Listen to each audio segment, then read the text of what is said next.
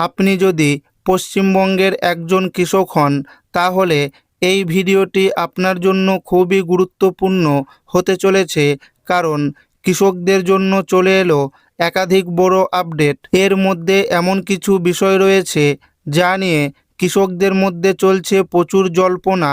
কৃষক বন্ধু প্রকল্পের ভেরিফিকেশন শেষ, এবার কবে অ্যাকাউন্টে আসবে টাকা? পিএম কিষাণের টাকা পান, তাহলে কি কৃষক বন্ধু প্রকল্পের টাকা পাবেন, নাকি দুটি প্রকল্পে রয়েছে সম্পূর্ণ আলাদা নিয়ম? এর থেকেও বড় প্রশ্ন, পিএম কিষাণের বছরে 6,000 টাকা কি ভবিষ্যতে বাড়তে পারে 9,000 টাকা নাকি 12,000 টাকা?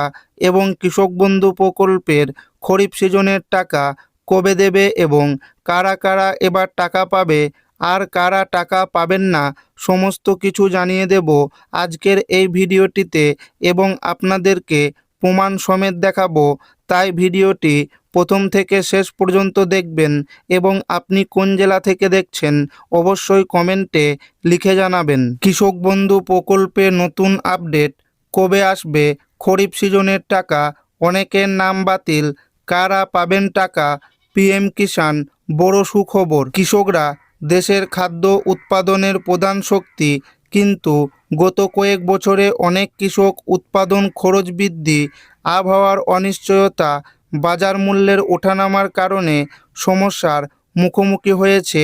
এই পরিস্থিতিতে কৃষকদের আর্থিক স্বস্তি দিতে একটি বড় উদ্যোগ নেওয়া হয়েছে।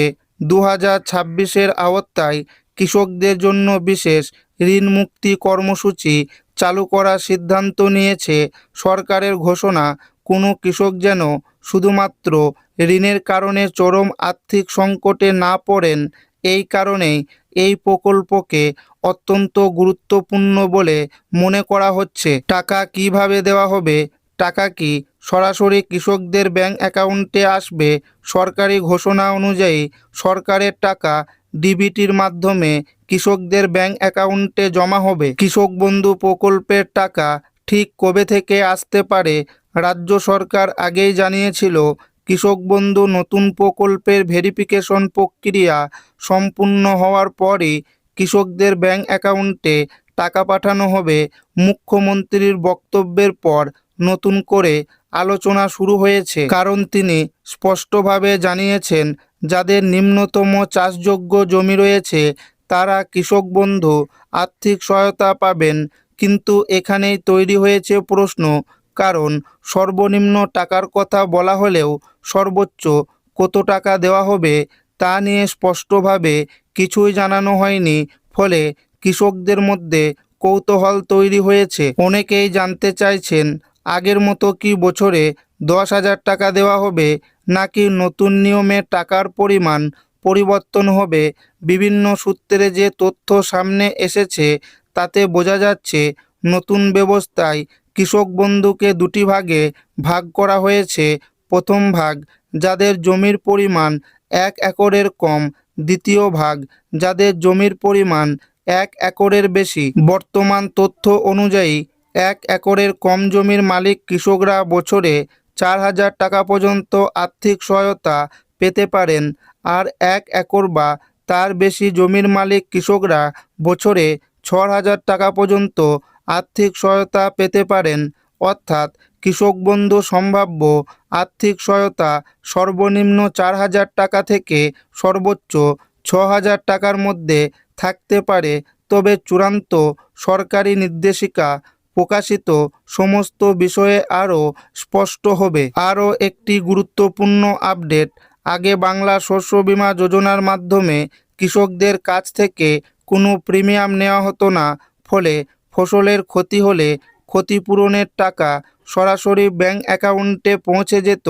সরকার পরিবর্তনের পর ঘোষণা করা হয় যে রাজ্যের প্রধানমন্ত্রী ফসল বীমা যোজনা চালু করা হবে। আর তখন থেকেই কৃষকদের মধ্যে একটি বড় প্রশ্ন ঘুরছিল, সেটা হলো এবার কি নিজের পকেট থেকে প্রিমিয়াম দিতে হবে? কারণ দেশের বেশিরভাগ রাজ্যের প্রধানমন্ত্রী ফসল বীমা যোজনা কৃষকদের নির্দিষ্ট পরিমাণ প্রিমিয়াম জমা দিতে হয়। কিন্তু পশ্চিমবঙ্গের জন্য যে তথ্য সামনে এসেছে যে তা অনেক কৃষকের জন্য স্বস্তির খবর হতে পারে। জানা যাচ্ছে কৃষকদের কাছ থেকে কোনো প্রিমিয়াম নেওয়ার পরিবর্তে সেই খরচ রাজ্য সরকার বহন করার পরিকল্পনা রয়েছে। অর্থাৎ কৃষকরা যদি এই প্রকল্পে অন্তর্ভুক্ত হন এবং ফসল ক্ষতিগ্রস্ত হয় তাহলে নির্ধারিত নিয়ম অনুযায়ী ক্ষতিপূরণ পাওয়ার সুযোগ থাকবে। এটি বাস্তবায়িত হলে পশ্চিমবঙ্গের লক্ষ লক্ষ কৃষক উপকৃত হবে। বর্তমানে পিএম কিষাণের সুবিধাভোগীরা কেন্দ্রীয় সরকারের আর্থিক সহায়তা পান এবং রাজ্য সরকারের অতিরিক্ত সহায়তা যুক্ত হলে মোট অর্থের পরিমাণ বাড়তে পারে বলে বিভিন্ন সূত্রে আলোচনা চলছে। অন্যদিকে কৃষক বন্ধু প্রকল্পে আলাদা করে আর্থিক সহায়তা দেওয়ার পরিকল্পনা রয়েছে, কিন্তু প্রতিবেদনে উল্লেখ করা হয়েছে যেসব কৃষক পিএম কিষাণের সুবিধা পাচ্ছেন না তাদের জন্য কৃষক বন্ধু প্রকল্প বিশেষভাবে কার্যকর হতে পারে। তবে এখানে একটি বিষয় অত্যন্ত গুরুত্বপূর্ণ, এখনও এমন কোনো চূড়ান্ত নির্দেশিকা প্রকাশ করা হয়নি যেখানে স্পষ্টভাবে বলা হয়েছে যে একজন কৃষক একসঙ্গে দুই প্রকল্পের সুবিধা পাবেন কি পাবেন না। তাই এই মুহূর্তে নিশ্চিত সিদ্ধান্তে পৌঁছানো ঠিক হবে না। তবে বিভিন্ন তথ্য বিশ্লেষণ করলে ধারণা পাওয়া যাচ্ছে ভবিষ্যতে সুবিধাভোগীদের তালিকা ও যোগ্যতার ভিত্তিতে প্রকৃত ব্যবস্থা নেওয়া হতে পারে। ভেরিফিকেশন শেষ হলে যোগ্য কৃষকদের ব্যাংক অ্যাকাউন্টে এই টাকা দেওয়া শুরু হতে পারে। আর এই টাকা আগস্টের 17 থেকে 20 তারিখের মধ্যে আপনার ব্যাংক অ্যাকাউন্টে পেতে পারেন। তবে সরকারি চূড়ান্ত ঘোষণা না আসা পর্যন্ত এটিকে সম্ভাব্য তারিখ হিসেবেই দেখবেন। আর ভেরিফিকেশনের নাম রিজেক্ট হওয়ার প্রধান কারণ জমির বৈধ কাগজ না থাকা, একই জমিতে একাধিক সুবিধাভোগী, আধার ও জমি নথিতে নামের অমিল, মৃত ব্যক্তির নাম তালিকায় থাকা এবং কেবিআইডি নাম্বার ভুল দেওয়া। তাই এক্ষুনি নিজের জমির কাগজ, আধার, ব্যাংক কেওয়াইসি এবং ডিবিটি ঠিক আছে কিনা চেক করে নিন।